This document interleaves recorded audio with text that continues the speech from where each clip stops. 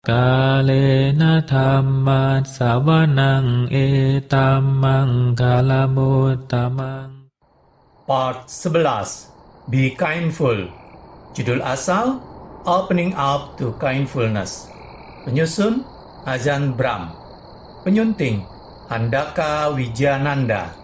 Penerjemah Desi Wirajati. Penata Intan Dita Dhiwara. Penerbit Ehipasiko Foundation. Hak cipta copyright 2024 Ehipasiko Foundation. Cetakan pertama April 2024. Pada video part ini saya akan membacakan part 11 atau bagian 11 dari buku ini, Mengatasi Ketagihan. Baiklah, kita mulai. Langkah pertama untuk mengatasi ketagihan adalah menyadari bahwa ada masalah. Anda tidak butuh dokter atau psikiater untuk memberitahu bahwa Anda ketagihan hal-hal tertentu. Itu seharusnya sudah jelas bagi Anda. Tapi, mari kita singkirkan stigma dari hal-hal ini.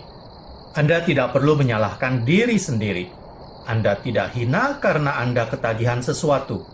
Itu memang terjadi pada beberapa orang. Salah satu hal baik yang telah saya pelajari adalah untuk tidak menghakimi orang. Tidak berpikir bahwa Anda lebih mulia karena Anda terbebas dari hal-hal seperti ini dan orang lain cuma makhluk yang lebih rendah. Ketagihan adalah bagian dari dunia kita, dan kita harus menganggapnya sama seperti penyakit lainnya. Rekam. Anda mungkin punya seseorang di keluarga atau seorang teman yang ketagihan sesuatu. Apa yang bisa Anda lakukan? Jika mereka tidak mau mengakui masalah mereka, salah satu hal yang dapat Anda lakukan adalah keluarkan ponsel Anda dan videokan mereka. Orang yang mabuk tidak sadar jika mereka berperilaku buruk. Ketika orang ketagihan sesuatu seperti kemarahan, yang merupakan wujud kemabukan emosional, mereka juga tidak tahu apa yang mereka lakukan. Ketika mereka sudah waras atau ketika kemarahan mereka reda, tunjukkan video itu. Sangat sering, itu membuka lebar mata mereka, karena mereka tidak tahu seperti apa atau bagaimana mereka berperilaku ketika mereka mabuk atau marah. Ketika mereka melihat itu di layar yang menunjukkan kepada mereka secara objektif bagaimana mereka berperilaku, itu seperti sebuah latihan penyadaran. Berhenti sementara. Begitu kita menyadari itu adalah masalah, kita bisa mencoba mengatasinya untuk sementara. Katakan, selama seminggu. Ini karena orang yang ketagihan biasanya berpikir, aku terkendali kok. Aku bisa berhenti kapan saja. Aku cuma belum mau saja. Jadi, jika Anda benar-benar berpikir Anda pegang kendali, cobalah berhenti untuk rentang waktu singkat saja. Itu akan menunjukkan apakah Anda ketagihan dan juga memberi Anda gagasan seberapa kuat ketagihan itu. Berhenti total kadang terlalu menakutkan. Jadi cobalah selama seminggu saja dan kemudian lihat apa yang terjadi. Ini adalah trik psikologis. Jika Anda berencana untuk berhenti selama seminggu, Anda tahu ada jalan keluar jika itu terlalu berat buat Anda. Jadi Anda lebih mungkin untuk mencobanya. Pemberdayaan. Ketika Anda berhenti dari suatu ketagihan, Anda merasa terbebas.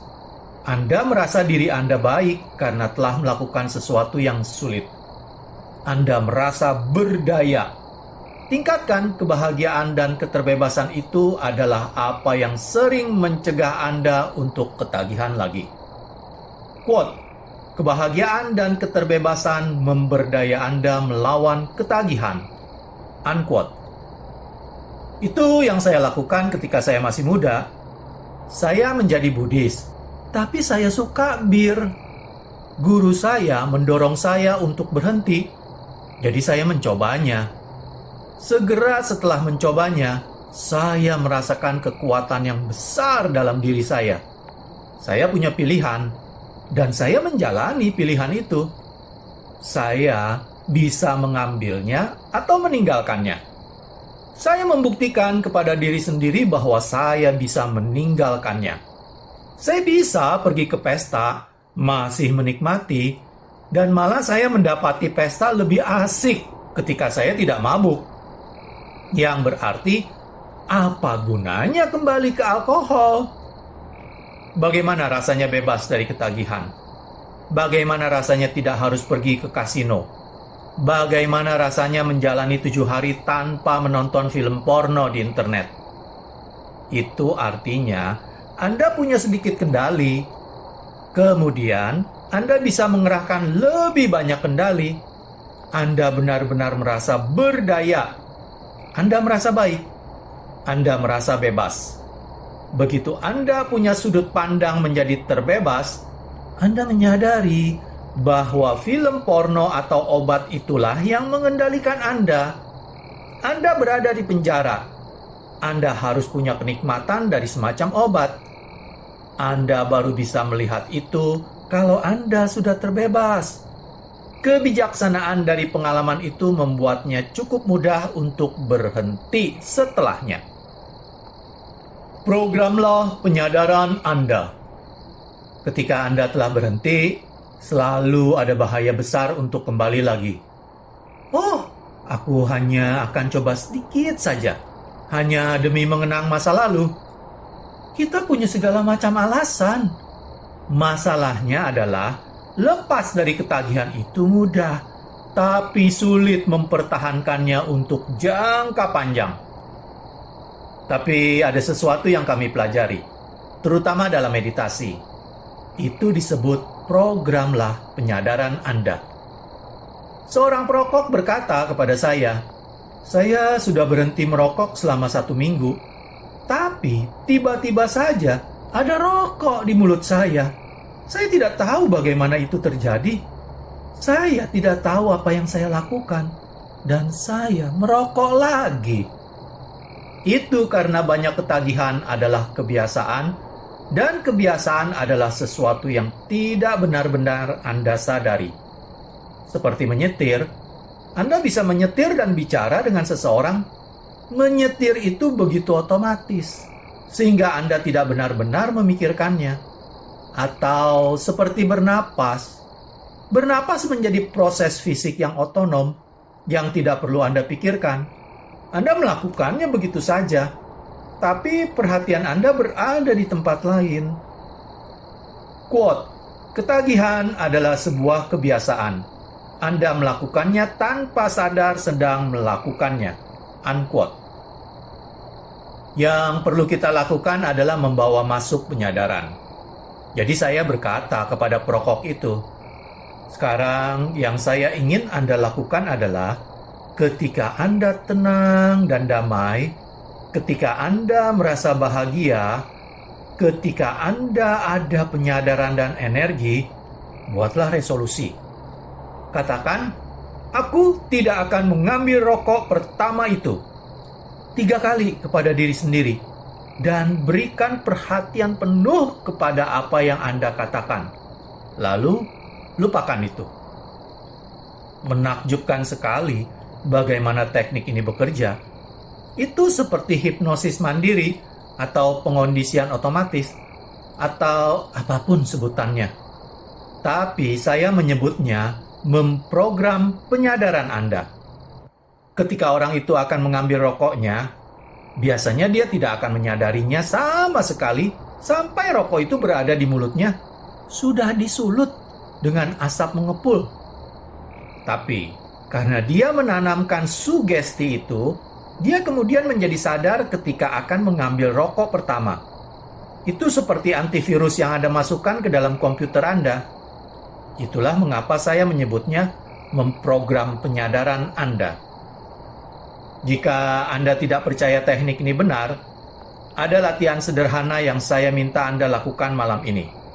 Misalnya, Anda biasanya bangun jam 8.30 pagi, atur alarm Anda untuk jam 8.35. Hanya untuk memberi Anda jaminan bahwa jika ini tidak berhasil, Anda hanya akan terlambat 5 menit.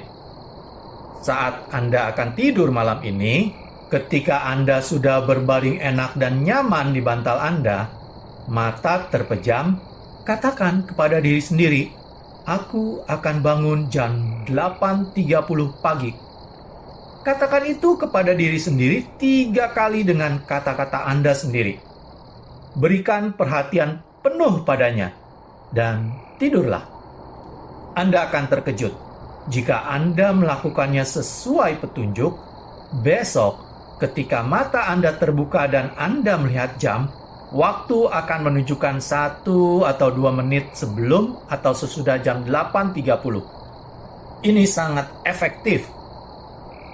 Begitu Anda mulai melakukan itu, Anda akan mengerti bagaimana Anda bisa memprogram pikiran Anda nyaris untuk apa saja. Saya sering melakukan itu. Misalnya, besok saya harus menelepon seseorang. Saya tidak perlu mencatatnya di memo. Saya cukup memejamkan mata dan berkata, saya harus ingat untuk menelepon ketua perkumpulan Buddhis pada jam 9.30. Dan itu menakjubkan. Saya sedang melakukan hal lain seperti membaca, dan kemudian pikiran itu muncul sendiri. Oh, saya harus menelepon ketua hari ini. Sekarang saya percaya itu, dan itu membuat hidup jauh lebih mudah. Anda dapat memprogramkan sesuatu ke dalam pikiran Anda, dan itu bekerja begitu baik. Untuk orang yang sudah menikah, Anda tidak perlu terus mengkhawatirkan ulang tahun pasangan Anda. Katakan saja dalam hati, besok aku harus ingat membelikan kado buat pasanganku.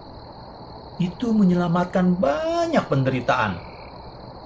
Apapun masalah ketagihan Anda, programlah penyadaran Anda dengan sesuatu seperti, aku tidak akan membuka botol bir pertama.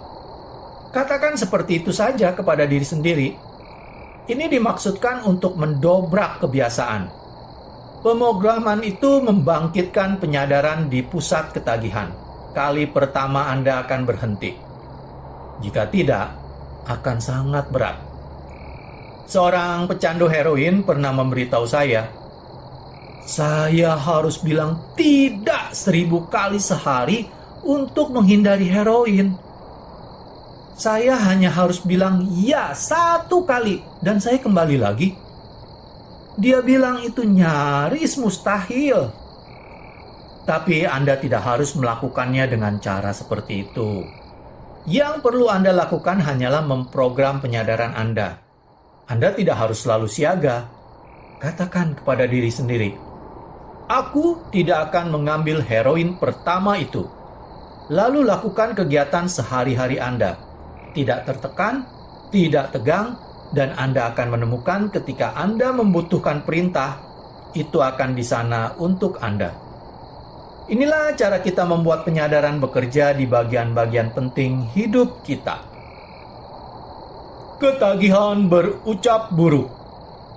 Kita tidak hanya ketagihan terhadap sesuatu seperti obat, judi, pornografi, dan hal-hal buruk lainnya dalam kehidupan. Tapi salah satu yang juga membuat kita ketagihan dan sangat memalukan adalah ucapan buruk. Suami istri atau pasangan saling berucap buruk. Orang bisa punya kebiasaan buruk bersikap jahat satu sama lain ini. Pasangan Anda mengatakan sesuatu yang buruk. Anda balas dengan ucapan buruk juga. 2 orang yang saling mencintai dan saling peduli, tapi mereka punya kebiasaan memakai ucapan buruk satu sama lain. Ini kebiasaan yang terbangun karena tinggal bersama seseorang untuk waktu yang lama, dan tentu saja, kadang kita dalam suasana hati yang jelek. Kita mengatakan sesuatu yang buruk kepada mereka, dan mereka balas dengan buruk. Lalu kita balas lebih buruk lagi. Itu balas membalas. Itu menjadi makin dan makin buruk. Dan itu menjadi kebiasaan buruk.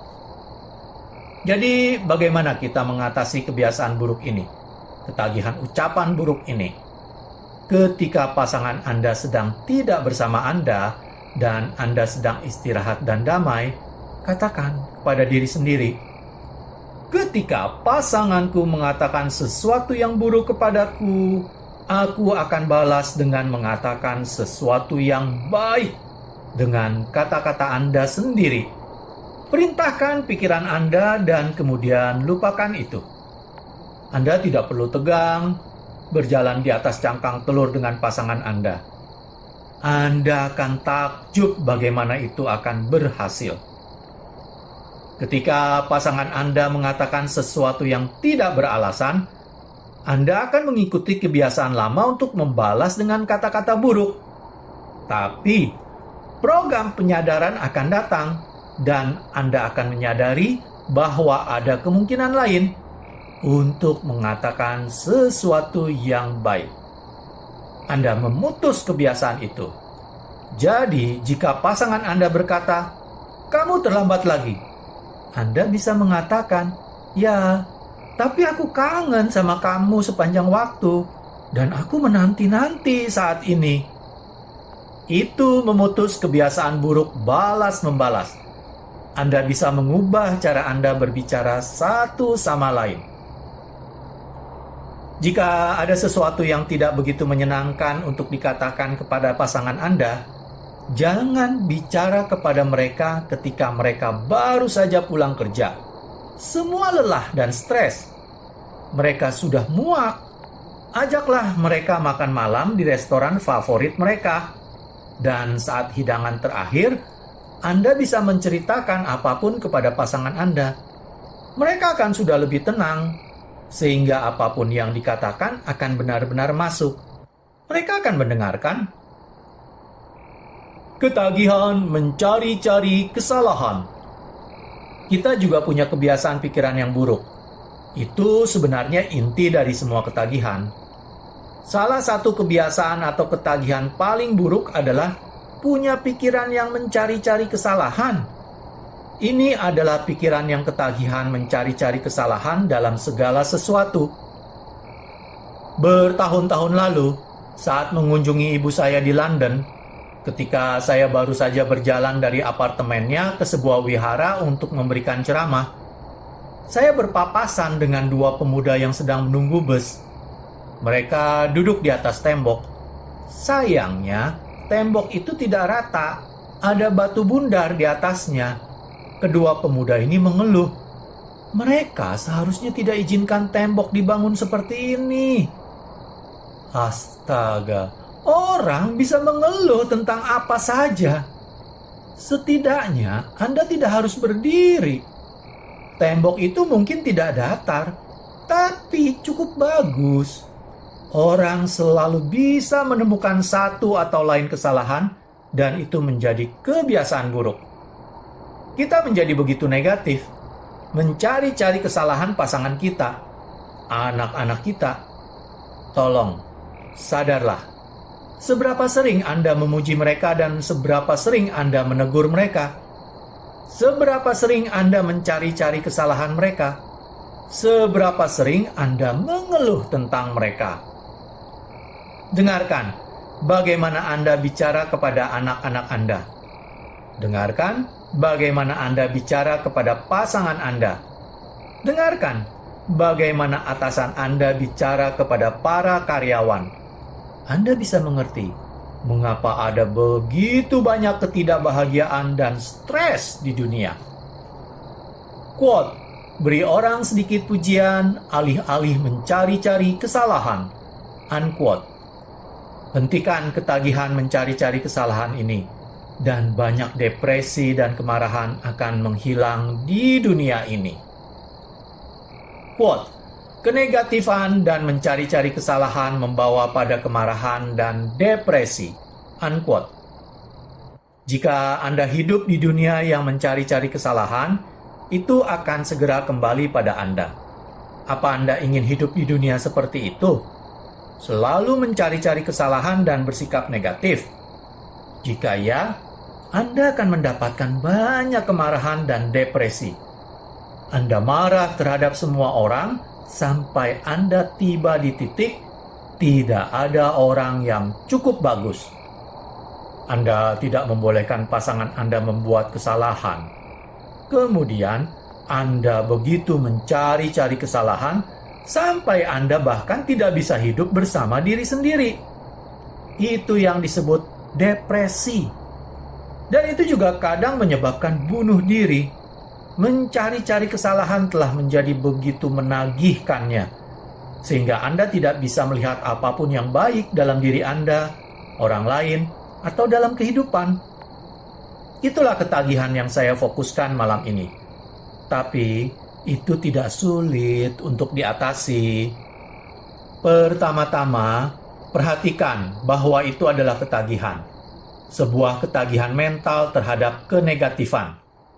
Begitu Anda menyadari bahwa itu adalah ketagihan dan ingin mengatasinya, Anda cukup mencoba untuk punya setengah jam tanpa kenegatifan. Cobalah sejenak dengan duduk dan bermeditasi. Anda selalu bisa kembali pada pikiran pencari kesalahan Anda setelahnya. Ingatlah, meditasi adalah tentang berdamai dengan diri sendiri, termasuk pikiran Anda yang bodoh. Pikiran Anda boleh melayang kemana-mana atau menjadi sangat konyol, atau Anda boleh tertidur. Tapi, asal Anda tidak mencari-cari kesalahan. Jika Anda bisa berhenti mencari-cari kesalahan untuk sejenak, maka Anda bisa memahami mengapa orang melakukan apa yang mereka lakukan. Kadang suami Anda negatif terhadap Anda karena dia baru saja mengalami hari yang sangat berat di tempat kerja. Itu bukan dia, itu cuma tekanan hidup. Jadi tolong, biarkan dan maafkan dia. Ada kalanya para manajer, politisi, beku, siapapun mengalami kesulitan dalam hidup. Ada kalanya mereka lelah. Jadi percaya saja mereka tidak salah. Bahkan jika sangat sulit untuk percaya mereka tidak salah, naiklah ke tingkat lebih tinggi dan beri orang itu pemaafan. Quote, ketika Anda berhenti mencari-cari kesalahan, Anda bisa mengerti dan bisa memaafkan. Unquote. Jangan menjadi pencari-cari kesalahan. Jadilah pemaaf. Dengan pikiran positif seperti itu, Anda akan menemukan bahwa Anda punya jauh lebih banyak kesenangan dan kebahagiaan dalam hidup. Alih-alih melihat kesalahan dalam hidup, Anda melihat betapa indahnya dunia ini. Anda tidak hanya melihat tumpukan sampah di tanah, Anda melihat semua rumput di sekitarnya yang indah. Dan Anda sebenarnya bisa memungut sampah itu dan memasukkannya ke tempat sampah alih-alih mengeluhkannya. Sama dengan pasangan hidup Anda, pasangan Anda mungkin bukan yang terbaik, tapi sejujurnya mereka lumayan baik.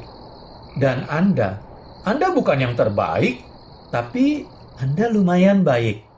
Ketika Anda melihat diri sendiri seperti itu, Anda bisa punya kehidupan yang bahagia. Quote, jadilah pemaaf, maka Anda bisa menghargai alih-alih berusaha mencari-cari kesalahan. Unquote. Kita telah melewati ratusan tahun berusaha membuat dunia yang lebih baik. Sudahkah kita mencapainya? Atau apakah kita malah membuat dunia yang lebih marah? Daripada mencari-cari kesalahan, selalu menunjuk, kamu terlambat. Tolong katakan, terima kasih sudah sempat datang. Tunjukkan penghargaan. Itu artinya kita bersenang-senang dalam hidup, bukannya bersikap negatif. Kita bisa menghentikan ketagihan kita mencari-cari kesalahan yang negatif ini, yang kita lihat begitu sering di dunia, yang menghancurkan manusia, kesehatan mereka, dan segala sesuatunya. Pertanyaan, bisakah perasaan sakit menjadi ketagihan, seperti ketagihan memikiri rasa sakit lagi dan lagi? Ajahn Brahm, itu pemikiran yang sangat menarik.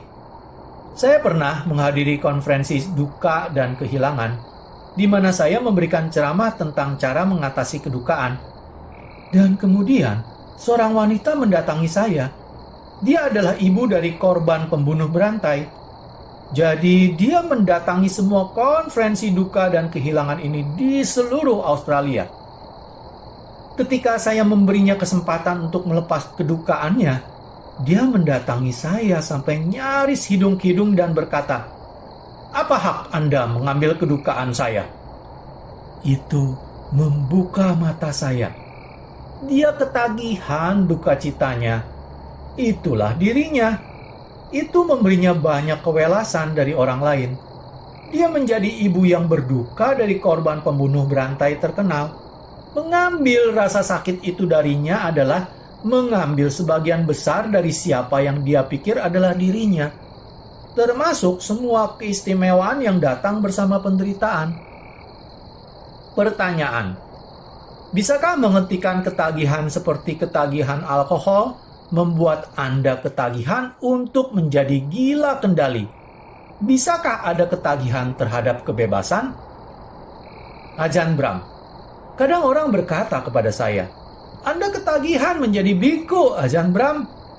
Ayolah, cobalah menjadi perumah tangga selama 3 bulan. Bukan, ini bukan ketagihan. Ini melepas. Bebas dari alkohol, Anda bebas dari ketagihan terhadap alkohol. Jadi, tolong jangan mencoba bermain-main dengan kata-kata dan berpikir bahwa keterbebasan adalah suatu ketagihan. Alkohol mengendalikan Anda, tapi sekarang Anda bisa melepas ketagihan terhadap alkohol. Jika Anda ingin minum saat Natal, Anda bisa minum segelas, dan kemudian Anda baik-baik saja. Anda tidak merasakan kebutuhan untuk mengambil minuman kedua. Ketika Anda melepas ketagihan, Anda terbebas. Seperti inilah rasanya kebebasan. Itu bukan menjadi gila kendali. Itu malah kebalikannya. Itu menjadi orang yang bijaksana. Quote: keterbebasan adalah kebalikan dari ketagihan. Unquote. Demikianlah, selesai sudah saya membacakan bab 11, mengatasi ketagihan. Pada video part berikutnya, saya akan mengakhiri pembacaan buku ini dengan membacakan bab terakhir, yaitu bab 12, turunkan pengharapan Anda. Terima kasih. Kalena dhammat savanang etammang kalamutamang